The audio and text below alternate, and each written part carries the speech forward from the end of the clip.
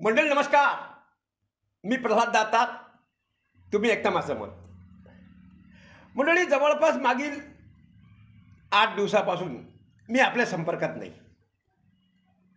त्यामुळे साहजिकच अनेक चाहत्यांना काय झालं, मी काहून आपल्या संपर्कात नाही, मी कुठं गेलो आहे वगैरे चिंता पडली असेल किंवा वाटत असेल.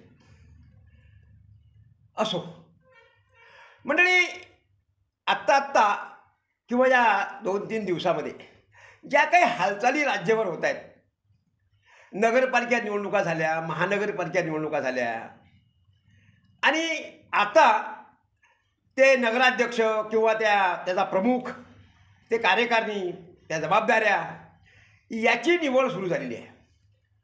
त्यामुळे साहजिकच आता प्रत्येक पक्षाला असं वाटते की आपला कार्यकर्ता, आपण निवडून आणलेला कार्यकर्ता हा नगराध्यक्ष बनला पाहिजे. आणि विविध समित्यांवर सुद्धा आपल्याच कार्यकर्त्याची वर्णी लागली पाहिजे, जेणेकरून आपण कार्यकर्त्यांना न्याय दिला असं वाटलं पाहिजे. तर मंडळी, हे सर्व होत असताना आता एक वेगळंच समीकरण राज्यामध्ये पाहताना दिसते.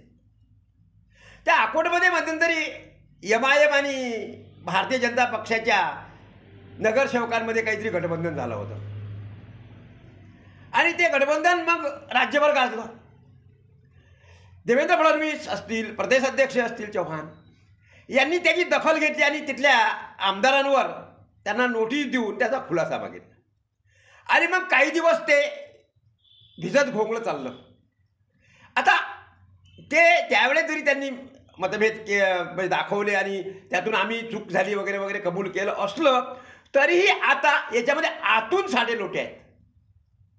आणि त्याचा अनेकांनी आपापल्या परीनं विश्लेषण सुद्धा केलं आहे की बा, हा दोष कुणाचा?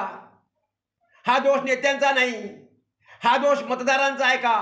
हा दोष कार्यकर्त्यांचा आहे काय? स्थानिक पदाधिकाऱ्यांनी अशा पद्धतीने निवडणूक घेतल्या, त्यामुळे त्या तसं झालं. आणि आता सरकार बनवताना किंवा जे काही संख्या पाहिजे सभागृहात, ते जर एकत्र करायची असेल तर त्यासाठी आपल्याला एकमेकांचं सहकार्य मिळावं लागेल, आणि त्याचं एक मोठं संख्याबळ आपल्याला दाखवता आलं पाहिजे. म्हणून मग काही ठिकाणी भाजपाचं, काही ठिकाणी MIMचं असं सागळ घालून त्याच्यामधून आपल्याला आपला नगराध्यक्ष कसा करता येईल हे सुरू झालेलं आहे. आत्ता तर अचलपूरमध्ये त्याहीपेक्षा कव्हर झालेला आहे.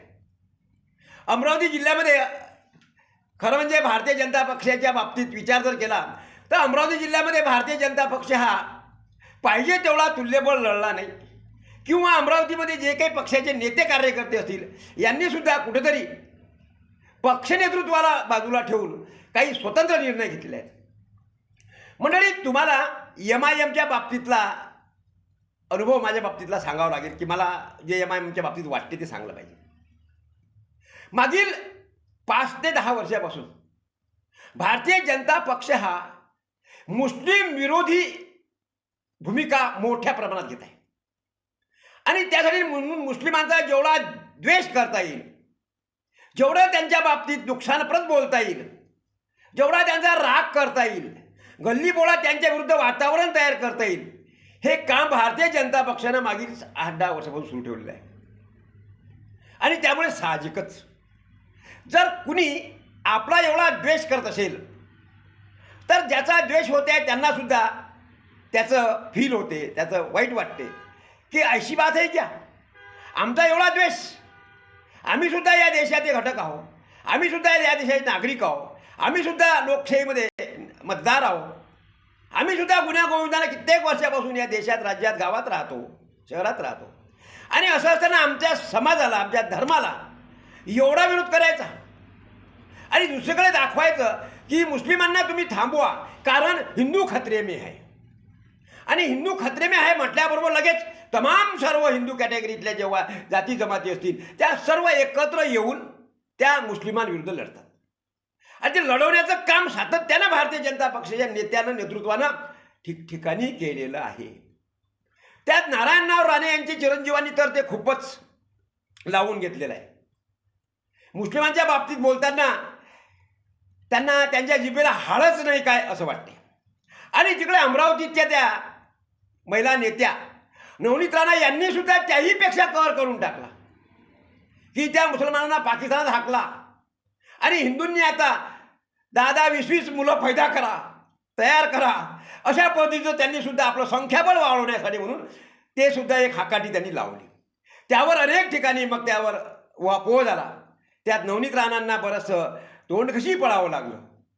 पण त्या नवनीत राणांच्या जिल्ह्यातच त्यांच्या बाजूलाच असलेला अचलपूर हा हे नगरपालिका महानगरपालिका या महानगरपालिकेमध्ये झालेली निवडणूक आणि त्यामध्ये अचलपूर शहरामध्ये असलेला मुस्लिम समाज आणि यांना हे जे हिंदू द्वेष किंवा मुस्लिम द्वेष जो लागलेला होता तो त्यांनी मग MIMच्या माध्यमातून एकत्र केला आणि MIMच्या माध्यमातून एकत्र केल्यामुळे मुस्लिम बहुल मग ते औरंगाबाद असेल, संभाजीनगर असेल, तिथे सुद्धा हीच परिस्थिती आली. म्हणजे ज्या ज्या ठिकाणी मुस्लिम बहुल मतदार आहे त्या त्या ठिकाणच्या मतदारांनी हे ठरवलं की आमचा जर एवढा राग किंवा आमचा जर एवढा द्वेष किंवा आमच्याप्रती जर एवढी घृणा असेल तर आम्हाला सुद्धा आता वेगळा निर्णय घ्यावा लागेल. आणि तो निर्णय ठिकठिकाणच्या नगरपालिकाच्या निवडणुकीमध्ये घेतला गेला.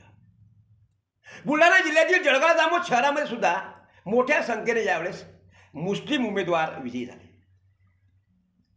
ठिकठिकाणी ज्या ज्या ठिकाणी राज्यातल्या अनेक ठिकाणी म्हणजे ते सांगितलं तर खूप मोठा व्हिडिओ होईल.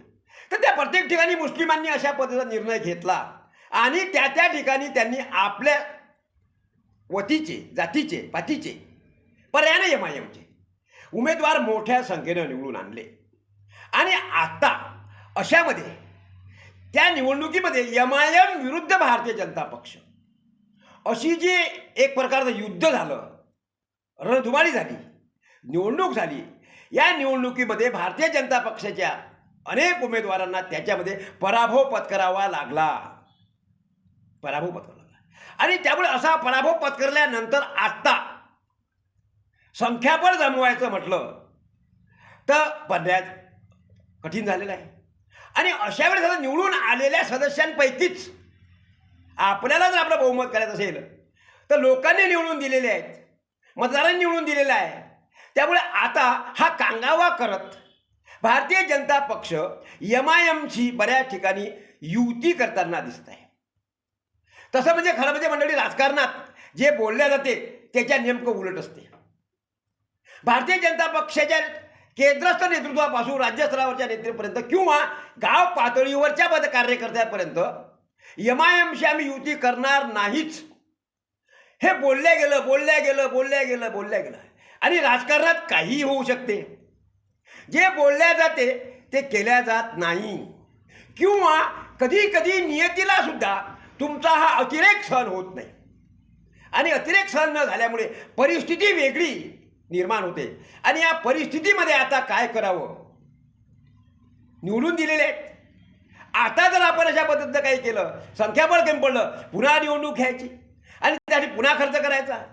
मध्यंतरी बुलढाणा जिल्ह्याचे खासदार केंद्रीय मंत्री प्रतापराव जाधव यांनी सुद्धा अचलपूरच्या बाबतीत बोलताना सांगितलं की काय ठीक आहे, त्या ठिकाणच्या मतदारांनी तो निर्णय घेतला आणि अशा परिस्थितीत आता निवडणुका झाल्या, त्याच्यामध्ये जय पराजय जो काय व्हायचा तो झाला.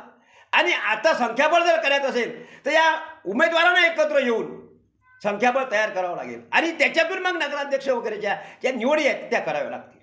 आणि त्यामुळे प्रतापरावांनी सुद्धा MIMच्या युतीचं एक प्रकारे समर्थन केलं नाही. मंडळी, काही मंडळी राज्य पातळीवरचे जे पदाधिकारी आहेत भारतीय जनता पक्षाचे ते सुद्धा बोलताना समर्थन करतात, पण त्याचं समर्थन वेगळं समर्थन करतात. आम्हाला ते मंजूरच नाही, आम्ही ते करणारच नाही. राज्याचे मुख्यमंत्री देवासला गेले आहेत, तेथून गुंतवणुकीचा मोठा मलिदा महाराष्ट्रात आणल्यानंतर त्यांच्याही चर्चा केल्यानंतर आम्ही करू. मंडळी, मला तर खरं देवेंद्र फडणवीस हे जेव्हा परदेशात गेले त्या दिवसापासून शंका आलेली आहे. निवडणुका संपल्याबरोबर म्हणजे अख्खा महाराष्ट्र पायदळीत उडवल्यानंतर, अख्ख्या महाराष्ट्रात मोठ्या मोठ्या सभा घेतल्यानंतर राज्याचा प्रमुख देवासला लागलीच दुसऱ्या दिवशी निघून जातो. म्हणजे असं काही होतं का देवासला की त्या दिवशी जर ते पोहोचले नसते तर तिथली गुंतवणूक करणाऱ्या ज्या कोणत्या यंत्रणा असतील त्या यांच्या हाती लागल्या नसत्या किंवा त्यांची गाठीभेट झाल्या नसत्या किंवा त्यांनी गुंतवणूक केली नसती. यामागं सुद्धा राज आहे. अनेक विश्लेषक या बाबतीत बोलताना कुठेतरी कमी ठेवत आहेत. पण मी या बाबतीत मला माझा असलेला मत किंवा माझी शंका ही या निमित्तानं व्यक्त करतो. अख्ख्या राज्यामध्ये निवडणुका झाल्या, अशी परिस्थिती निर्माण झाली, मोठ्या प्रमाणात विरोधी पक्षाचे लोक निवडून आले, त्यात प्रामुख्यानं त्यांचा खरा कायमस्वरूपी विरोधक MIM हा सुद्धा मोठ्या संख्येनं आला. संभाजीनगरमधली परिस्थिती औरंगाबादसारखी झालेली आहे. तुम्ही संभाजीनगर जरी म्हणत असले तरी मुस्लिम बहुल मतदार हा औरंगाबादच म्हणतोय. त्यामुळे त्या ठिकाणचा द्वेष, अचलपुराला द्वेष, अकोल्यातला द्वेष आणि इतरत्रही मालेगाव वगैरे ठिकाणी जे काही भारतीय जनता पक्षाचं पानिपत काही काही ठिकाणी झालं किंवा त्यांना MIMच्या उमेदवारांनी जे काही जागा दाखवून दिली, त्यामुळे आत्ता फार मोठी कोंडी भारतीय जनता पक्षाची झालेली आहे. मग अशी कोंडी होत असताना राज्याचा प्रमुख देवासला जातो. माझ्या उत्तम माहितीप्रमाणे जरी मुख्यमंत्री देवेंद्र फडणवीस देवासला असतील तरी त्यांचे सगळे नाक कान डोळे महाराष्ट्रातच आहेत. क्षणोक्षणी महाराष्ट्रातली माहिती त्यांना मिळत असेल आणि त्यांच्यावर ते विचारही करत असतील आणि काय तर मग आम्ही देवासला आहोत. मंडळी, गावामध्ये एवढी परिस्थिती, घरात अशी परिस्थिती निर्माण होत असताना घराचा कर्ता पुरुष जेव्हा गावाबाहेर जातो, घराबाहेर जातो, तेव्हा निश्चित त्यामध्ये अनेक शंका कुशंका येतात ज्या मला आलेल्या आहेत. त्यामुळे अशा परिस्थितीत राज्य वाऱ्यावर सोडून, पक्ष वाऱ्यावर सोडून देवेंद्र फडणवीस देवासला गेले आणि त्यामुळे साहजिकच राज्यामध्ये आता, कारण कालावधी जवळ आलेला आहे, लवकरच आपल्याला आपले अध्यक्ष वगैरे किंवा ते जे काही प्रमुख आहेत त्या समित्यांचे ते नेमावे लागतात आणि त्यासाठी म्हणून हे युत्या करणं किंवा हे गठबंधन करणं, संख्याबळ तयार करणं हे प्रत्येक निवडून आलेल्या व्यक्तीला गरजेचं आहे. आणि अशा परिस्थितीत राज्याचा प्रमुख बाहेर असणं हे बरोबर नाही. त्यामुळे साहजिकच ठिकठिकाणी अशा पद्धतीच्या युत्या होताना दिसत आहेत. आणि उद्या देवेंद्र फडणवीस जेव्हा राज्यात येतील तेव्हा ते हेच सांगतील कदाचित की ते स्थानिक नेतृत्वाने तो निर्णय घेतला, त्याला पर्याय नाही. तिथं मतदारांनी तशी परिस्थिती निर्माण करून टाकली, त्यामुळे स्थानिकांनी तो तसा निर्णय घेतला, म्हणजे आपण वेगळे अशा पद्धतीची परिस्थितीसुद्धा कदाचित देवेंद्र फडणवीसांना निर्माण करायची असेल. पण यामध्ये मंडळी भारतीय जनता पक्षाला सच्चा कार्यकर्ता आहे, ज्याने गेल्या कित्येक वर्षामध्ये पक्षाला मोठं केलं, पक्ष वाढवला. त्या असंख्य कार्यकर्त्यांची प्रचंड नाराजी नेतृत्वाला घ्यावी लागेल. आगामी काळामध्ये जिल्हा परिषद निवडणूक आहे आणि अशी परिस्थिती झाली, उद्या जर अशा तुमच्या युत्या जर झाल्या तर तुमच्याजवळ जवळ असणारा पक्ष, जे तुमच्याजवळ राष्ट्रवादी होते, शिंदेंची शिवसेना होती, हे उद्या तुमच्याजवळ राहणार नाही. म्हणजे एकूण काय तर या महानगरपालिका निवडणुकीमध्ये राज्यामध्ये प्रचंड घोघो झालेला आहे. आणि या परिस्थितीत भारतीय जनता पक्ष अशा पद्धतीच्या युत्या करून जर ते सत्तेत आले तर निश्चितच पक्षाच्या नेतृत्वावर, पक्षाच्या कार्यप्रणालीवर विश्वास राहणार नाही. कारण मतदारांनी जो निर्णय घेतलेला आहे तो आपल्याला मान्य करावा लागेल. आणि त्यासाठी म्हणून सत्तेसाठी काहीही केल्यापेक्षा काही ठिकाणी जर सत्ता मिळत नसेल तर विरोधात राहायला काही हरकत नाही असं मला वाटते. मंडळी, मी आपलं माझं मत व्यक्त केलं. आवडलं लाईक करा, शेअर करा आणि ज्यांनी अजून आपलं साक्षीदार यूट्यूब चॅनल सबस्क्राईब केलं असेल, असेच रोखठोक विचार ऐकण्यासाठी म्हणून लाईक करा. आता इथं थांबतो.